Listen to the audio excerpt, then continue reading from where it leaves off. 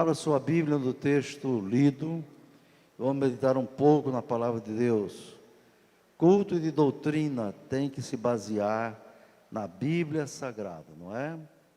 Então, é um texto interessante porque fala como os crentes, a igreja local, deve tratar os seus pastores, aqueles homens de Deus que têm a chamada de servir a igreja do Senhor, alimentando com a palavra, orientando, exortando, dirigindo e eventualmente até aplicando a disciplina. Mas veja então, meus irmãos, como tratar os pastores. O texto diz: obedecei a vossos pastores. Está vendo? Obedecei a vossos pastores. Interessante. O que é o verbo obedecer? O verbo obedecer é um verbo muito forte, muito interessante, que grande parte das pessoas do mundo não gostam dele. A maioria das pessoas não gosta de obedecer a Deus. Grande parte dos filhos não gosta de obedecer aos seus pais. Muitas pessoas não gostam de obedecer às autoridades, mas a palavra de Deus está dizendo: obedecei a vossos pastores, não é? Glória a Deus. Isso é importante. Obedecer naquilo em que o pastor prega, ensina, exige, de acordo com a palavra de Deus. O pastor, por ser um ministro de Deus, não pode usar a sua autoridade ministerial para exigir da igreja aquilo que a palavra de Deus não exige. Muitas vezes não está escrito na Bíblia muitas coisas e o pastor cobra, é porque ela tem base na palavra de Deus, não é? Em segundo lugar, diz aqui: sujeitai-vos a eles. Sujeitar-vos é mais forte, não é? Obedecer. Em segundo lugar, sujeitai-vos. É mandamento. Está no modo imperativo, não é isso, jovens? No modo imperativo, não é? Não está pedindo, não está sugerindo. Sujeitai-vos a eles. Naturalmente, a palavra está se referindo a pastores que merecem este nome, porque ao longo dos tempos, não é? E sobretudo nos tempos pós-modernos, há muitos tipos de pastores. Tem pastores que dirigem a igreja pensando em ganhar dinheiro. Esses não são pastores, esses são mercenários, mercantilistas diante da igreja do Senhor. Outros vendem bênção, não é? Pessoa, para receber uma bênção tem que pagar 100, tem que pagar 200, não sei o quê. Isso não é pastor, isso é um oportunista, que se autodenominou pastor, ou foi consagrado por alguém sem obedecer a palavra de Deus. Vamos ver 1 Coríntios 16, o que é que diz? Abra aí a sua Bíblia, 1 Epístola de Paulo aos Coríntios, capítulo 16, versículos 16. Glória a Deus. 16, diz assim, ó: que também vos sujeiteis aos tais, e a todo aquele que auxilia na obra e trabalha, não é? Auxilia e trabalha, não é oportunista, não, ele é trabalhador, ele se esforça, não é? Eu conheço o caso de igreja lá no sul, não vou dizer aonde, na verdade no sudeste, onde o pastor só vai à igreja no dia de domingo, somente. Durante a semana ele não vai lá. Na escola dominical também ele não pisa, só no domingo. Que qualidade de pastor é esse, irmão? O pastor, como Paulo disse a Timóteo, capítulo 4, versículo 12: seja o exemplo dos fiéis. Amém, meus irmãos? Seja o exemplo dos fiéis. Amém, obreiros? Na palavra, no trato, na fé, na pureza, está tudo isso. Então, como é que um pastor pode exortar a igreja para vir aos cultos se ele não vem? Não é? Vocês sabem que esse pastor que está falando aqui, não falta cultos na escola dominical. Só se estiver viajando, ou estiver doente, não é? Cumprindo alguma missão. Porque o pastor deve dar exemplo àquele que trabalha, louvado seja o nome do Senhor. Em terceiro lugar, meus irmãos, ele explica por quê. Por que sujeitar-se? Porque velam por vossas almas. Velar quer dizer vigiar, cuidar. Velar também é sinônimo de zelar pela alma dos crentes, né? Os pastores que estão à frente das igrejas não têm ovelhas, não. Nós somos pastores que não temos ovelhas. Alguém diz assim: eu sou ovelha do pastor Linaldo. É uma maneira, digamos assim, respeitosa, carinhosa de falar, mas na verdade todo crente, inclusive o pastor, é ovelha do sumo pastor, que é nosso Senhor e Salvador Jesus Cristo. Louvado seja o nome do Senhor, não é? Glória a Deus. Então, outra coisa importante que tem na Bíblia é lembrar-se deles, lembrar-se dos pastores. Eu já descobri, pastor Otávio, que o dia das mães é mais comemorado do que o dia dos pastores. Viu? Descobri também, juventude, que o dia dos namorados também, os jovens lembram mais do que do dia dos pastores. Mas é assim mesmo, são as coisas humanas, não é?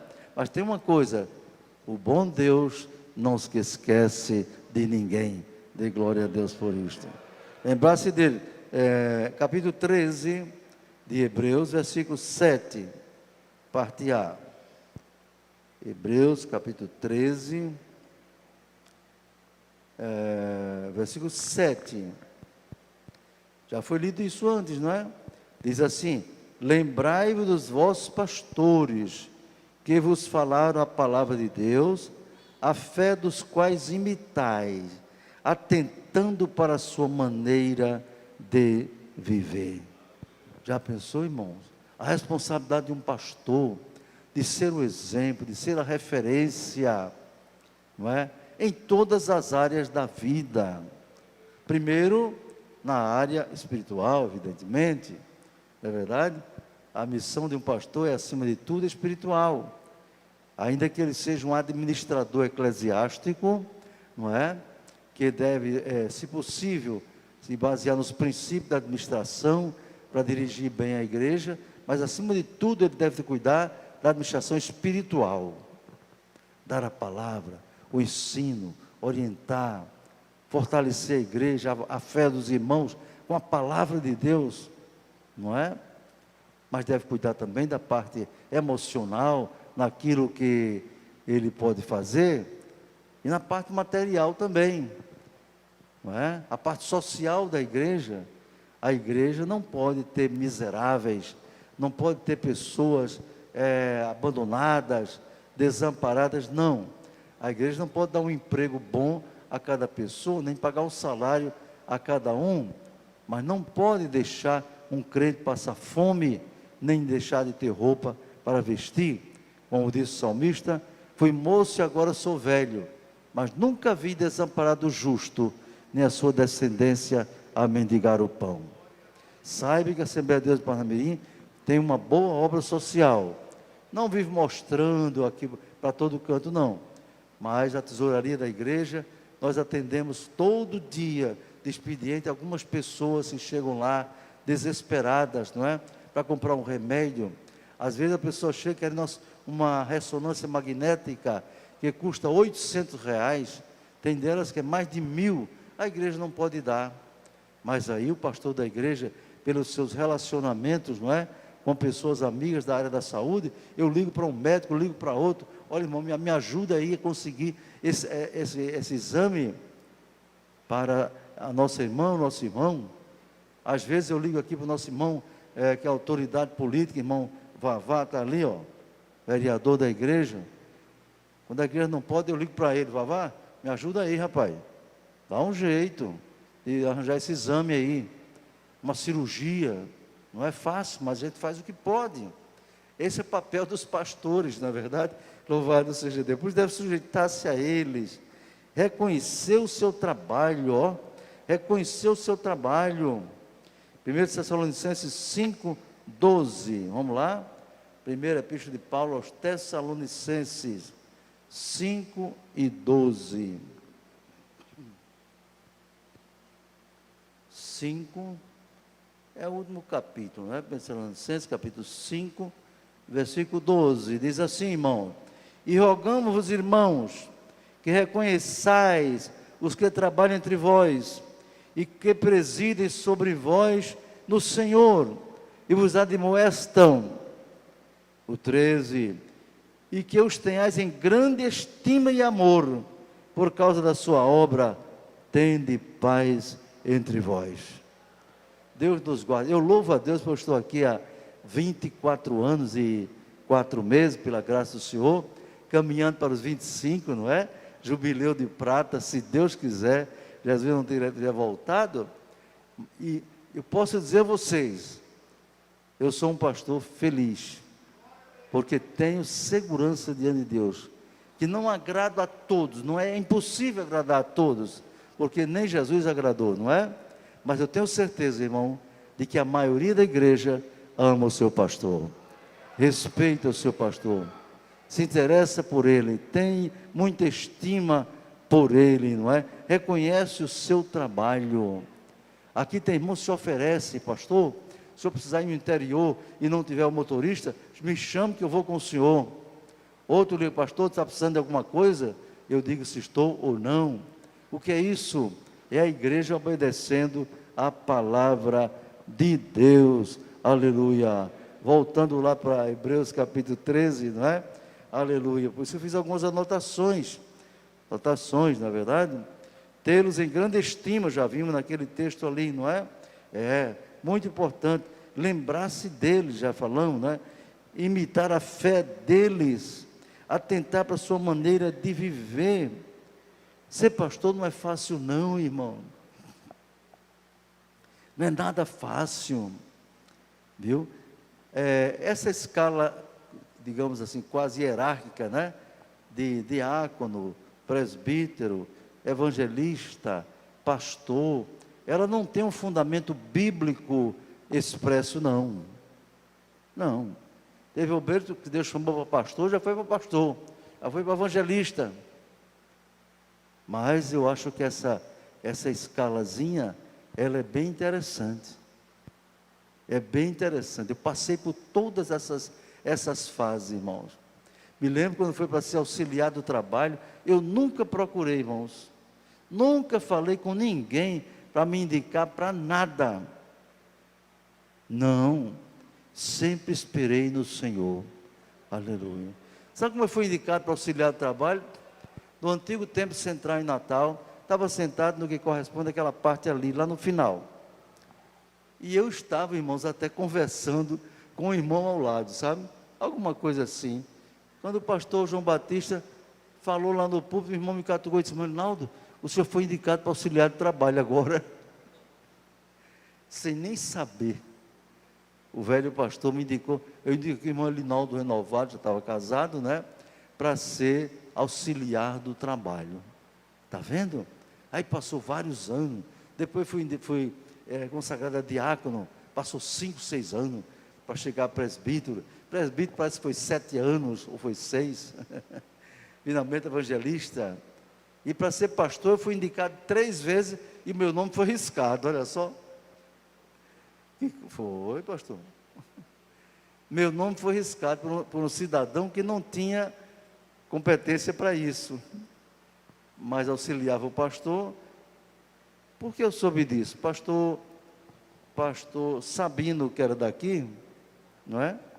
Pastor Sabino me chamou e disse: Rinaldo, eu não sei que fulano tem contra você. Por quê, pastor? Já indicamos seu nome 3 vezes para ser pastor, e ele risca dizendo assim: esse aqui não dá para ser pastor não, só pode ser evangelista. Você pensa que eu me aborreci? Hein? Eu fiquei brabo, fui tomar satisfação com a pessoa. Não. Sabe o que eu disse? Pastor Sabino, não se preocupe. Quando Deus quiser que eu seja pastor, Ele vai tirar a gente e botar a gente. Disse assim, saiu. E ali foi uma palavra profética. Pouco tempo depois, o pastor saiu e entrou outro. E na mesma semana, antes de assumir, me chamou. Arnaldo, quero chamar o senhor para você fazer parte da minha diretoria. Digo, pastor, não posso não, eu não sou pastor, sou evangelista. Não, em agosto vai ter consagração e já vou lhe indicar para ser pastor. Deus tirou gente e botou gente. Amém, meus irmãos? Não se apresse, irmão, não se apresse. Fique esperando em Deus, como diz o Salmo, espera no Senhor, confia nele, não é? Viu? Confia nele. Então ser pastor não é fácil. Naquela cadeira que eu me sento ali, todo dia tem algum problema para resolver. Às vezes são vários problemas, os mais diversos, irmãos. E tem problema que se você não tiver a direção de Deus, você vai piorar a situação. Entendeu? Então, a Bíblia diz, quem deseja o episcopado, que equivale ao pastorado, não é? Excelente coisa deseja. Você pode desejar. Está dito na Bíblia, né? Excelente coisa. Mas não procure, não. Não peça. Não faça lobby. Não fale com ninguém, não. Fale com Deus. Deus, eu desejo ser pastor, mas estou nas tuas mãos, Senhor. Abre as portas. E Deus abre, viu, irmão? Louvado seja o nome do Senhor. Então, pastor, eu gosto de contar aquela historinha verdadeira. Já estamos falando de pastores. De um menino de 10 anos, que disse para a sua mamãe, mamãe, eu vou contar essa história, porque você do setor 14 não sabe. O restante sabe. Mamãe, quando eu crescer, eu quero ser pastor. Aí a mãe disse, não, meu filho, não é assim não. Tem que ser diácono, presbítero, evangelista. E por último, pastor, demora muito. Disse, não. E o que a senhora está pensando? Eu quero ser pastor presidente. Pastor presidente. A mãe disse, por que, meu filho, você quer ser pastor presidente? Disse que o pastor presidente manda em todo mundo. Isso é uma visão infantil, irmãos. Pastor presidente não manda em ninguém. Pastor presidente serve a igreja do Senhor. O que ele tem mais do que vocês, não é estrela no ombro, não. É responsabilidade. Olha que eles velam por vossas almas. Vai dar conta diante de Deus das almas, porque o Senhor lhe confiou. Então, muito cuidado como tratar os pastores, não é? Como tratar os pastores. E por outro lado, pastores, cuidado como tratar as ovelhas, viu? Porque antes de você ser pastor, você é ovelha. É ovelha do Senhor. Um pastor não pode ser comparado a um capitão, general, não sei o quê, não, governante, não, senhor. Pastor é servo. Sabe, na Igreja Católica tem uma frase que define o pontífice, o Papa. Ele diz assim, o Papa é servum servorum Dei, em latim. Sabe o que quer dizer isso? Ele é um servo dos servos de Deus. Quem diz amém? Então, se um dia você chegar a ser pastor, meu irmão, saiba, você não vai mandar em ninguém. Você vai servir aos servos de Deus. Viu, meu irmão? É sério. E onde está isso na Bíblia? Jesus, o sumo pastor, Rei dos reis, Senhor dos senhores, nosso Salvador. O que foi que ele fez? Na véspera da sua morte, os discípulos estavam todos reunidos com ele, né? E ele diz, ei, vamos buscar uma bacia aí. uma bacia com água e uma toalha. Né? Aí estava sentado lá, Pedro, Tiago, João, Bartolomeu, botou tudo sentado lá. Ele não entendia o que é comer. Para que o mestre pediu uma bacia com água? Será para lavar o rosto dele? Lavar as mãos? Não, irmãos. E os discípulos daquele tempo não ficavam sentadinhos assim, como a gente está, com as pernas no chão assim, e sentado na cadeira, desse jeito não, irmão. Viu? Era sentado em almofadas. Viu? Não era assim. Aqui é confortável. Tem aqui, a gente encosta as costas, né? Era não. Era sentado no chão, nos almofadas. Então as pernas ficavam cruzadas. Aí Jesus chega, tira a túnica dele, se enrola com uma toalha, e aí começou um espetáculo que deixou os discípulos meio desconcertados, principalmente Pedro. Ele chega, se abaixa, eu creio que ele se ajoelhou diante do primeiro discípulo. Primeiro ele pegou a água, ele próprio botou na bacia. Aí diante do primeiro discípulo, bota os pés para cá. Botou os pés do discípulo dentro da bacia e lavou os pés dele. Vocês pensam que naquele tempo tinha rua de calçamento, de asfalto? Não, era tudo areia. Então os pés do discípulo estavam tudo cheio de areia, de poeira, na verdade. Lavou os pés do primeiro, a água já mudou de cor. O segundo, terceiro, quando chegou em Pedro, Pedro não era brincadeira não, meu irmão. Pedro não era brincadeira não. Pedro disse: mestre, que negócio é esse? Parece que eu estou vendo dizendo assim: esse sem noção aí, deixaram o senhor lavar, mas meus pés o senhor não lava não. Pedro era assim. Aí Jesus parou e disse: Pedro, se eu não te lavar os pés, tu não tens parte comigo. Aí Pedro parou e disse: bom, se é assim, então lava os pés, lava as mãos, lava o rosto, dá logo um banho geral aí. Importante é não perder parte com Jesus, não é verdade? Aí Jesus lavou os pés de todos os discípulos. Aí quando se levantou, disse assim, depois de lavar os pés de todos os discípulos, disse, levantou-se: vocês dizem que eu sou mestre e senhor, não é? Eles disseram: realmente, eu sou mestre e senhor. Mas eu, sendo vosso mestre e senhor, lavei os vossos pés. Sabe para quê? Para que do jeito que eu fiz, vocês façam também. Sabe o que ele dizer? Lavar os pés do visitante, lavar os pés do senhor da casa, era serviço de escravo. Viu? Então nenhum pastor quer se comportar como o reizinho, o maioral, que manda em todo mundo. Não, senhor. Jesus não fez isso não. Jesus deu exemplo de humildade. Então muita gente precisa passar, eu digo, pela escola da bacia e da toalha. Essa escola é de graça, meu irmão. Pode se matricular a qualquer hora, viu? A escola da bacia e da toalha. E o mestre Jesus vai ensinar você a ser servo. Louvado seja Deus. Finalmente, para concluir, vamos ler. Vamos ler. 1 Crônicas 16, 22. Vamos lá para o Antigo Testamento. Primeiro livro de Crônicas 16, 22. Viu? Glória a Deus. Você tem 1 Samuel, Reis, não é?